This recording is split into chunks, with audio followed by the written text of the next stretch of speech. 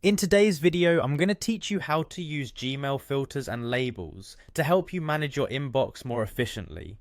These features can be incredibly useful for organizing your email, making sure you never miss important messages, and keeping your digital life in order.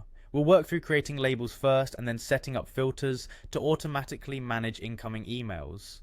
So let's dive right in.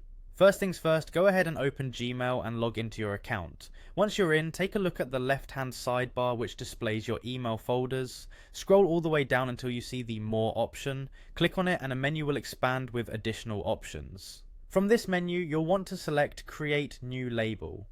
Now think about how you want to organize your emails and name your label accordingly. For example, if you're planning to organize emails related to work, you might name the label Job Offers or Invoices. Once you've decided on a name, simply type it in and click the Create button.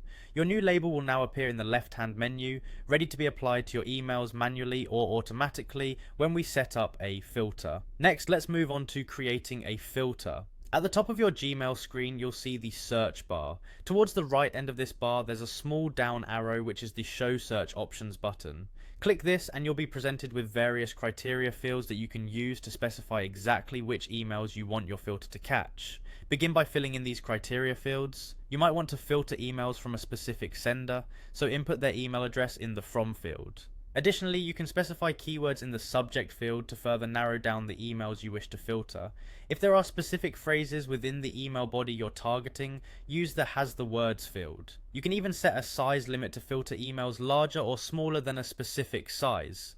Once you've detailed your criteria, scroll to the bottom of this window and click Create Filter. Now you'll choose the action you want to apply to these filtered emails. To organize them using the label you just created, select Apply the Label, and then pick your label from the drop-down menu. If you prefer to keep these emails out of your inbox view, you can select Skip the Inbox, Archive it. Finally, after you've decided on the actions, complete the process by clicking Create Filter yet again.